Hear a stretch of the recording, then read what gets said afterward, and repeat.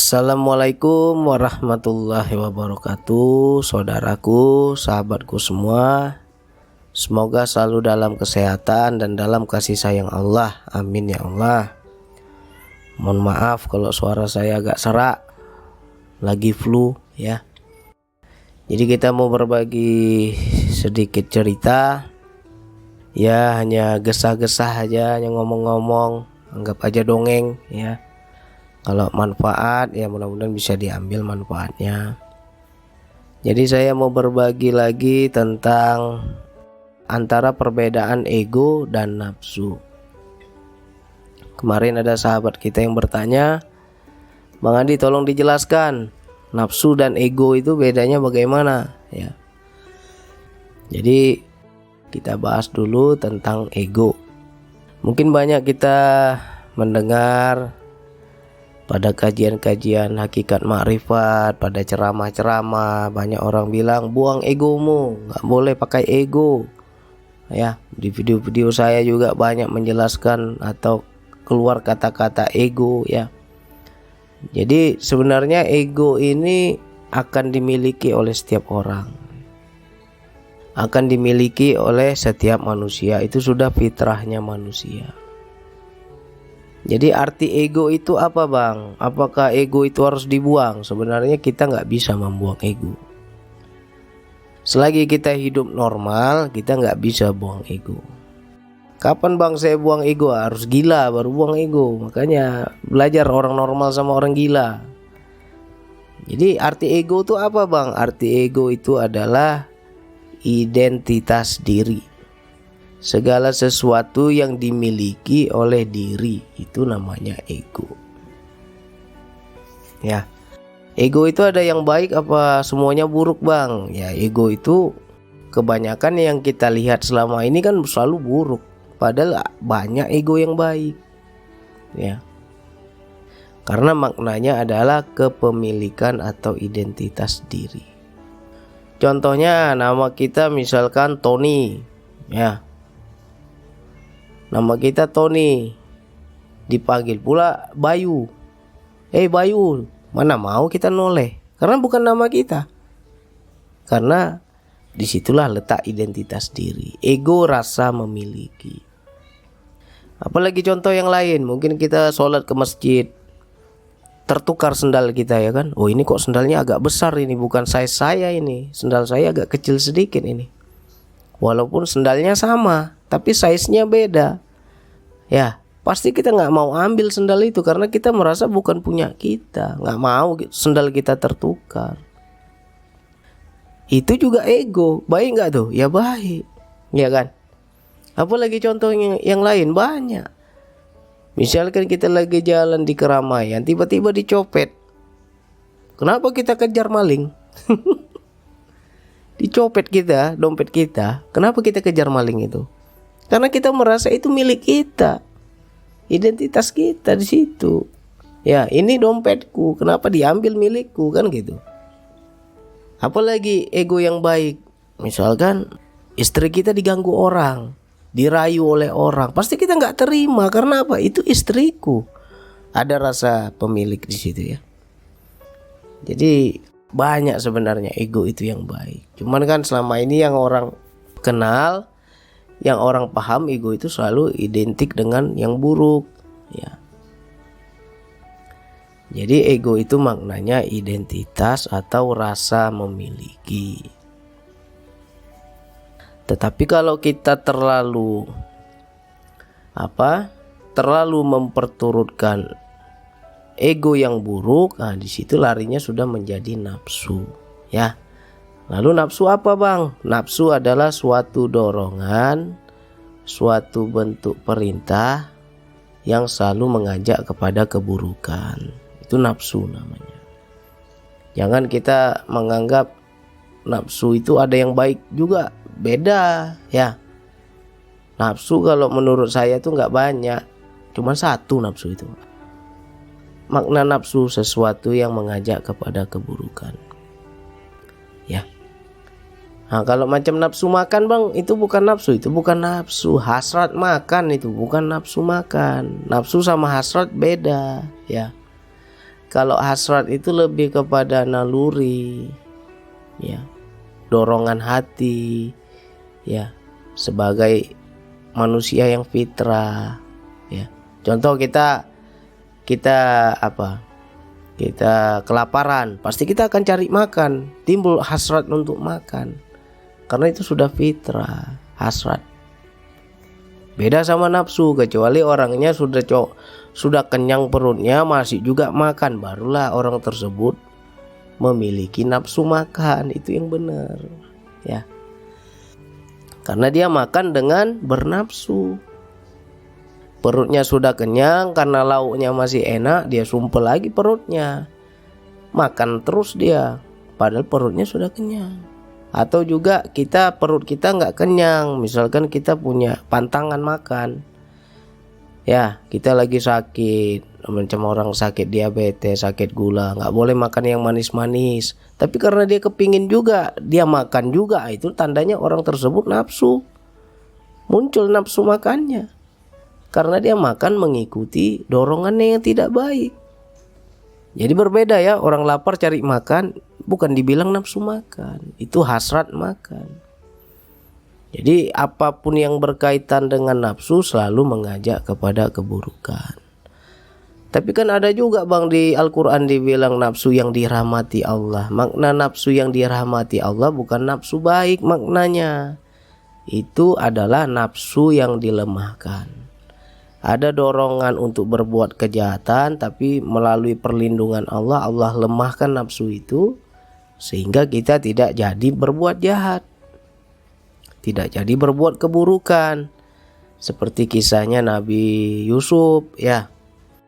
Sesungguhnya aku tak lepas dari kesalahan, karena nafsu itu selalu mengajak kepada keburukan, kecuali nafsu yang dirahmati Allah, ya. Jadi duluan nafsu itu bicara ngajaknya yang buruk. Nah, ketika dirahmati akhirnya terhindarlah Nabi Yusuf, ya, dari godaan Zulaikha. Tidak jadi dia terkena bujuk rayunya, ya, karena nafsu itu udah dilemahkan. Jadi setiap kita, setiap insan, setiap manusia tidak bisa melawan nafsu. Gak akan sanggup kalau bukan pertolongan Allah. Jadi jangan kita merasa bisa melawan nafsu. Kapan bang kita bisa melawan nafsu bang? Ada dorongan yang buruk, saya bisa menolaknya bang, kalau nafsu kita dirahmati Allah. Makanya bagi teman-teman, kalau kita paham, aduh bang aku didorong bang, aku diajak bang, aku selalu dibisiki bang oleh nafsu diriku, aku gak kuat bang, ajakannya sungguh kuat. Minta perlindungan sama Allah, biar nafsu itu dilemahkan sehingga kita terlepaslah dari ajakannya, ya. Lantas antara nafsu dan ego itu bagaimana bang? Nah ini beda-beda tipis, ya. Ego adalah rasa memiliki. Ketika disisip nafsu, barulah ego yang buruk itu muncul, ya. Contohnya macam mana? Kita sholat nih, kita sholat, mungkin di keluarga kita banyak yang kita lihat nggak sholat, adik kita nggak sholat, istri kita nggak sholat, terus kita marah, kita merendahkan, ya. Atau kita lihat lagi lah di luar lah, ini pemuda ini kok, kadang keluarlah kata kasar dari hati kita, ya. Ya kalau istilah orang Medan ini agak kasar memang. Dia bilang apa ini, dasar nggak ada otak ini, maghrib masih bergitar bukan pergi sholat. Nah itu dalam hatinya ngomong, ya. Jadi di situ bagus nggak? Bagus sebenarnya kalau memang dia tidak terdorong sama ego dan nafsunya. Tapi kalau dia karena merasa dia ahli sholat, terus dia melihat orang gak sholat dia pandang hina karena dia sholat, itu sejatinya sudah pakai ego, ya. Berarti dia merasa memiliki kemuliaan karena dia sholat gitu, ya. Itu ego tuh. Apalagi kita cantik, dikasih Allah rupa yang cantik, dikasih Allah rupawan, tampan, wajah kita ganteng, ya kan? Kita lihat pula orang yang jelek misalnya, nah, ada terbersit di hati kita, jijik lihat mukanya, ya kan? Kok jelek kali nih orang, ya kan? Kayak di hati kita menghinakan. Nah, itu juga ego. Awalnya dia memiliki kegantengan, memiliki kecantikan, dia merasa memiliki punya sesuatu yang lebih. Timbul nafsu, ya. Akhirnya cuman mungkin di dalam hati tuh, masih di dalam hati. Kalau masih di dalam hati itu namanya ego. Tapi kalau dia sudah keluar dengan kata-kata menghina, merendahkan, karena dia merasa memiliki kelebihan, ya, merasa lebih cantik, merasa lebih mulia, merasa lebih tampan, itu sejatinya sudah ego yang diselubungi oleh nafsu. Awalnya dia merasa memiliki dulu, baru timbullah nafsu, ya. Jadi kalau dibilang ya sama aja sebenarnya. Cuman kalau kita mau kupas lagi lebih dalam, ya ada perbedaannya. Jadi dalam belajar hakikat ma'rifat, dalam belajar tasawuf, dalam belajar mengenal diri, ya, dua itu yang harus kita kenali. Nafsu, ego, itulah yang sangat luar biasa. Jadi kita kalau di wilayah ini, kalau orang yang sudah mulai paham jati diri, sudah mulai paham wilayah-wilayah di dalam diri, ya, dia tidak akan lagi menyalahkan setan, ya. Karena tipu daya setan itu sangat lemah, ajakan setan itu sangat lemah. Kan ada di Al-Quran itu, bujuk rayu setan itu lemah, godaan setan itu lemah. Karena mereka hanya ibarat kata ya sekali dua kali aja ngajak kita yang buruk. Tapi yang selalu mengajak kepada keburukan yang bisa dikatakan 24 jam itu ya nafsu kita sebenarnya. Jadi jangan sampai kita sikit-sikit ngomong, aduh bang aku digoda setan bang. Jangan, kamu sendiri setan. Ya kan? Setan di dirimu kamu gak kenal. Makanya dibilang setan itu kan ada dua. Ada yang dari golongan jin, ya, ada yang dari golongan manusia. Nah, setan dari golongan jin itu biasanya dia selalu mengajak membisiki was-was, dibuat bimbang, dibuat ragu kita hendak melakukan suatu kebaikan tapi nggak jadi, ya kan, dibuat ragu kita. Itu setan dalam bangsa jin. Lalu setan yang dalam bangsa manusia bagaimana bang? Ketika kita mengikuti nafsu, kita sudah jadi setan, ya. Itulah sejati ya setan di dalam diri. Jadi kita jangan sedikit-sedikit ngomong setan yang jin, nggak ada kaitan itu. Contohnya beginilah, bisa jadi setan dalam bentuk bisikan atau dorongan hati dari bangsa jin itu ngajak kita tuh cuma menggoda kita tuh hanya sekali lah misalnya. Saya kasih contoh ya. Contoh, kita berteman sama teman-teman yang kalau kita bilang ya suka dugem lah, suka ke diskotik, ya. Diajak kita kan, ayo kita ke diskotik misalkan. Kita enjoy, kita happy. Awalnya kita nggak mau tuh, tapi dibisiki oleh setan, ya. Udah ikut aja, kan mau senang-senang. Mereka yang bayarin, mereka yang ngajak, mereka yang bayarin. Ya udah, akhirnya ikut kita. Tuh sekali aja setan ngajak. Begitu kita sampai di sana barulah nafsu yang bicara, nafsu yang berbisik, nafsu yang mendorong, mengajak pada keburukan. Bisa kita minum minuman keras, ya. Bisa kita memakai obat-obat terlarang, mabuk-mabukan. Bisa setelah itu kita berzina, ya. Padahal setan ngajaknya tadi cuma ke diskotik aja diajak. Tapi selanjutnya ya nafsu kita sendiri yang bicara. Jadi jangan sampai kita sedikit ngomongnya gara-gara setan ini, jangan. Kita sendiri yang setan, harus kita kenali, ya.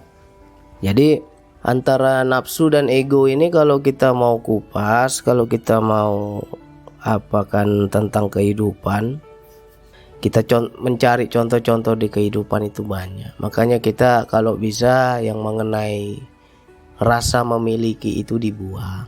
Ya, boleh kita merasa memiliki, tapi jangan merasa lebih, itu aja. Karena kalau kita sudah merasa lebih, susah. Kita lebih cenderung kepada kesombongan. Orang yang merasa lebih baik hidupnya akan menghinakan orang yang kurang baik hidupnya. Orang yang merasa kaya akan menghinakan yang miskin. Orang merasa cantik menghina yang jelek. Orang yang merasa pintar akan menghinakan orang yang belum pintar. Ya. Orang yang merasa tua akan menghinakan yang lebih muda, ya. Sering kan muncul kalimat, enak aja kamu anak kemarin sore udah ceramain saya, ya kan? Karena apa? Kita merasa tua. Tua aja bangga. Ya, seharusnya semakin tua kita semakin merasa lemah. Jangan kita bangga. Banyak orang sudah merasa tua, merasa lebih paham, merasa lebih ngerti. Apalagi? Merasa harus didengarin, ya, merasa harus diikuti. Akhirnya ketika dinasehati atau ditegur oleh yang muda-muda, dia nggak terima. Ya, itu juga salah satu bentuk ego. Nah, dua itu yang harus kita kendalikan. Ya, kalau dibilang buang nggak bisa lah. Ego mana bisa dibuang. Nafsu juga nggak bisa dibuang. Kapan hilang nafsu? Tunggu kita tidur, tunggu kita mati. Dua itulah. Ya, orang tidur tak ada nafsu, mati nafsunya. Karena terpisah kesadarannya. Ya, apalagi orang mati nggak ada lagi. Jadi selagi kita masih hidup normal di dunia ini, ya tetap nafsu itu ada, ego itu ada. Nggak bisa kita buang. Yang penting kita kendalikan. Jadi kalau kita belajar mengenai pembersih hati, ilmu tasawuf, ilmu makrifat, kaji diri, segala macam, dua itu yang sangat utama. Jadi bukan soal ilmu spiritualnya sebenarnya. Hebat kita berspiritual tapi ego kita nggak kenal, nafsu kita nggak kenal, nggak ada guna hidup ini. Ya, banyak kita jumpai orang semakin belajar hakikat makrifat tapi egonya makin segede gaban, nih kan. Orang semakin ngerti agama tapi kerjaannya asik menghakimi orang. Ya, makin dekat kita sama dia, dihakimi terus kita. Makin nggak tenang kita. Karena dia merasa sudah memiliki kemuliaan. Dia merasa sudah paling paham. Dia merasa sudah seolah-olah dapat kunci surga. Ya, jadi orang lain hina semua sama dia. Sejatinya orang tersebut tidak paham ego, tidak paham nafsu. Ya, sekelas Nabi saja bilang, aku tak luput dari kesalahan. Ya, tak luput itu artinya tak lepas, nggak bisa dia akui aku ini bersih, nggak bisa. Karena nafsu itu selalu mendorong, mengajak pada keburukan. Itu sekelas Nabi loh, apalagi kita. Jadi jangan sampai kita merasa mulia, merasa suci, merasa paling bersih, apalagi merasa udah paling dekat pada Allah. Ya, hati-hatilah kita. Jadi pakai ego itu sekedarnya, pakai ego itu sebagai amanah. Misalkan kita mengakui ini uangku, ini rumahku, ini mobilku, ini istriku, ini anakku. Jagalah karena Allah baik-baik. Ya, pakai rasa memiliki itu sebagai amanah, bukan sebagai rasa memiliki. Contohnya tukang parkir tuh. Kita parkir mobil, coba datanglah pencuri atau anak-anak yang nakal, dia hendak ngambil helm, dia hendak menggaret mobil kita. Karena ada tukang parkir di situ, pasti dia akan marahi, dia akan jaga karena dia merasa memiliki tanggung jawab di situ. Dia merasa memiliki amanah. Jadi dia marah, dia menjaga itu bukan karena dia merasa memiliki mobil itu. Ya. Nah, begitu juga kita dalam hidup ini. Kalau kita menjaga harta kita, menjaga rumah kita, menjaga kedudukan kita, anak istri kita. Jangan merasa memiliki, tapi pakailah rasa memiliki itu untuk sebagai amanah. Jadi kita enggak merasa ini punyaku gitu, jangan. Ya. Orang yang merasa punya, orang yang merasa memiliki, orang yang merasa lebih itu akan cenderung kepada kesombongan, ya. Aku lebih tua, aku harus didengarin, aku harus diikutin. Nah, udah. Pasti egonya gede itu. Apalagi aku kiai, aku syekh, aku ulama. Cobalah orang biasa yang tegur dia, gak terima dia pasti. Karena dia merasa lebih memiliki ilmu, lebih paham dari semuanya. Aku guru, cobalah muridnya yang tegur, gak akan mau. Makanya di situ saya selalu lepas, gak pernah saya merasa guru, merasa pembimbing. Enggak lah, kita sama-sama belajar. Karena apa? Gak kuat nanti. Udah merasa guru, udah merasa memiliki kehormatan, merasa punya, merasa di atas, ditegur sama yang orang gak siapa-siapa. Ini bukan siapa-siapa negur, ya pasti gak terima gitu. Ya, jadi lebih enak lepas semua. Sama halnya seperti suami. Kenapa banyak suami zolim kepada istri, banyak suami ego kepada istri? Karena dia merasa pemimpin, masih dia pakai pangkat pemimpin. Aku suami, aku pemimpin rumah tangga, aku harus didengar, aku harus dipatuhi, aku harus ditaati, ya, aku harus dilayani. Makanya banyak itu para suami menuntut banyak kepada istri, ya, asik minta dilayani terus. Karena apa? Dia merasa pemimpin. Ego nggak itu? Itu ego. Karena dia merasa memiliki kepemimpinan. Nah, coba itu dilepas. Pangkat suami itu lepas. Aku dan istri itu sama, kami sahabat dalam kehidupan. Coba anggap istri itu sahabat, anggap suami sahabat. Pasti kita nggak ada istilah harus dilayani, nggak ada istilah harus diikuti, nggak ada istilah harus diapakan, ya kan? Nah, lepas itu semua. Makanya kita harus bisa melepas rasa memiliki itu. Dalam hidup ini ego itu bagus.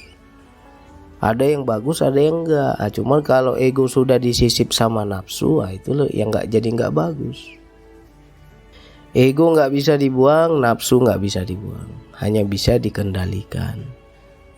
Bagaimana mungkin kita bisa mengendalikan ego dan nafsu kalau kita enggak kenal bisikannya? Makanya ada orang bawaannya marah-marah, sebenarnya ada bisikan itu. Cuman dia enggak dengar bisikannya. Dia nggak paham, dia dibisiki. Tapi bagi kita yang semakin kenal, cepat-cepat mohon perlindungan Allah. Ya Allah, aku diajak begini. Ya Allah, aku diajak begitu. Ya Allah, dorongannya sangat kuat, nggak kuat aku menolaknya. Rahmatilah nafsuku, lemahkanlah egoku ya Allah. Nanti Allah lemahkan. Allah rahmati ya, jadi lemah. Jadi kita nggak terikut gitu. Ya, jadi mudah-mudahan teman-teman paham memaknai antara ego dan nafsu. Kalau ego adalah identitas diri, rasa memiliki. Segala sesuatu yang kita miliki itulah ego, ya. Tapi kalau sudah disisip, ditempel oleh nafsu, akan lebih cenderung kepada keburukan. Kan banyak orang kaya tapi nggak sombong, tetap rendah hati, tetap biasa-biasa aja. Banyak juga orang berilmu, ulama, dia paham segalanya, tahu segalanya, pintar segalanya, tapi nggak sombong. Berarti beliau sudah melepas egonya, ya, tidak pernah merasa lebih. Jadi biar enak itu ya kita jangan merasa lebih lah. Kalau sudah merasa lebih itu biasanya itu yang lebih cenderung kesombongan. Yang kedua, nafsu selalu mengajak keburukan, ya. dibisiki hati kita begini begitu ya. Contoh aja lah, kita orang tua, kita lihat anak kita salah ya, lalu kita nasihati anak kita, nggak mau dia dengar, malah pula dia melawan sama kita. Apa yang terjadi? Pasti kita jadi kesetanan, jadi gila, jadi lebih marah-marah lagi, karena kita merasa aku ini orang tua loh, masa kamu gak hormati orang tua? Berarti orang tersebut sudah memakai ego merasa memiliki pangkat orang tua ya. Makanya orang tua yang masih pakai ego ya hancur anak-anaknya, pasti melawan terus, karena di situ tidak ada sambung hati, sambung rasa. Karena kita hanya pakai ngomong marah kita itu pakai ego aja ya. Kebanyakan gitu kan, marah kita, kamu sama orang tua melawan, karena kita menganggap orang tua lebih mulia, orang tua harus didengar, apalagi orang tua harus ditaati. Kita merasa memiliki kemuliaan daripada anak kita. Disitulah ego sebagai orang tua muncul ya. Jadi apapun kita lepas, pangkat suami lepas, pangkat orang tua lepas ya. Jadikan istri sahabat, jadikan anak sahabat, insya Allah tuh rukun damai ya. Dengan sikap kita yang sopan akan membuat mereka segan ya. Ada pepatah orang dulu kan, Anda sopan kami segan ya. Itu coba terapkan. Kita sama anak pakai kesopanan, pakai santun, tidak marah-marah ya, pasti anak kita segan ya. Jadi kita belajar terus, pahami terus, kenali terus ya. Ego yang mana, nafsu yang mana, itu akan selalu berbicara setiap detik ya. Kemana mata memandang, di situ hati kita bicara. Kemana mata memandang, di situ hati bicara ya. Contohnya kita buka pintu, lihat tetangga sebelah, weh beli kulkas baru lagi dia, beli motor baru lagi dia. Hati itu ngomong gitu, gak kepingin kamu macam dia. Akhirnya timbullah rasa iri, dengki ya. Jadi orang-orang yang iri hati itu sebenarnya dibisikin sama nafsunya, cuman dia kadang gak denger ya.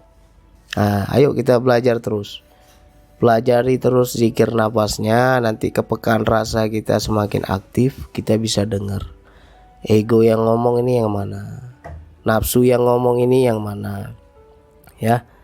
Mudah-mudahan saudaraku paham semua. Hanya itu yang bisa saya sampaikan. Wassalamualaikum warahmatullahi wabarakatuh.